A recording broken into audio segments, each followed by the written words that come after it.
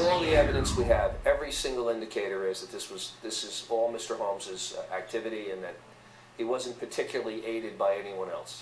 Well, I noticed the guy walked in from into the auditorium, sat into the very front row to the far right, and he got a phone call. And most people, when they get phone calls in theaters, they go straight out into the lobby to answer it.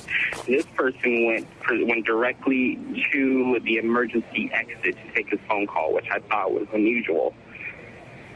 He seemed like he had his foot propped open by the door, and from the crack, it looked like he was signaling somebody or looking for somebody to come his way. As I was sitting down to get my seat, I noticed that a person came up to the front row, to the front right, sat down, and as credits were going, I know it seemed like he got a phone call.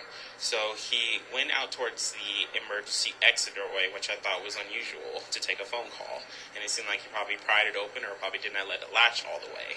Soon as the movie started, somebody came in, all black, gas mask, armor, and threw a gas can into the audience, and it went off, and then there was gunshots that took place.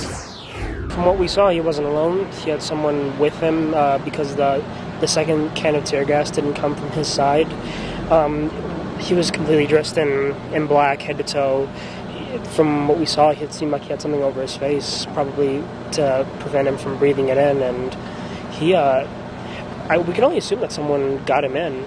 All the evidence we have, every single indicator is that this is all Mr. Holmes's activity, and that he wasn't particularly aided by anyone else.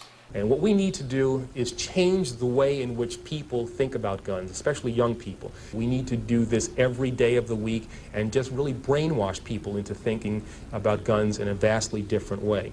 And just really brainwash people into thinking about guns in a vastly different way.